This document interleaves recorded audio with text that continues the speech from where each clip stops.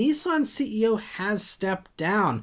So this has been rumored for several weeks now, and obviously is due to all the mounting pressure around the failed merger and around Nissan's financial troubles.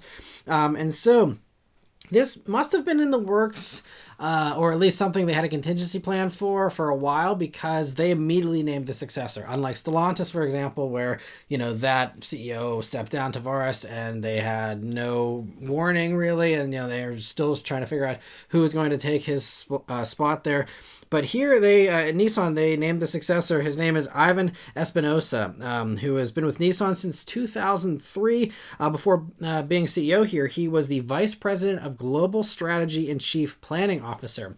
And so this actually is a very good thing, in my opinion, because the outgoing CEO said about his successor here, Espinosa is still in his 40s and full of energy, and also he's also a real car guy.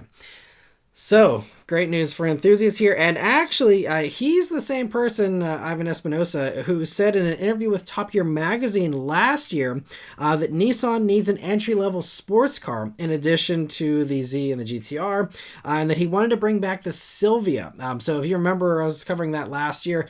The now CEO of Nissan was the source, or the person that started these rumors and speculations about a new Silvia here. So he told them, it'll be a challenge to revive the Silvia, but it's my job to find ways to do stuff like this because I think it'll be great for the customers and the brand. And if I can put the right formula in place, we could make it work. So now that he's the boss, obviously he's got a little more power and sway there to push through projects like the Silvia that he clearly wants to do.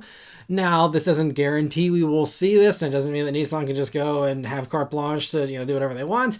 Obviously, they still have real serious financial struggles, and a Silvia might be a wish list thing that he still wants to do, but maybe there's either not a strong business case for it right now just because the segment is tough, or it could be something that even if they do have a business case, they still might have to put it on the back burner while they just try and save the company. So wouldn't expect any kind of fast track for a sports car here for Nissan. But, just this shows the person that's running Nissan now wants to bring back the Silvia and all this other stuff. So, very promising here.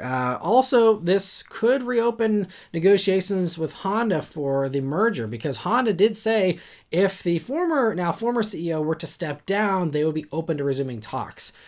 So, actually, in his first press conference here as the new CEO, he said that I sincerely believe that Nissan has so much more potential than what we're seeing today, and that I'm looking forward to building on the efforts of those who have come before me. So it didn't say anything about resuming merger talks, didn't say anything about any kind of sports cars, obviously, but I think that is still, in the realm of possibility. We will see if they, try and go forward with a Honda merger, or if they're shopping around for other people, or if they're going to try and just go at it alone.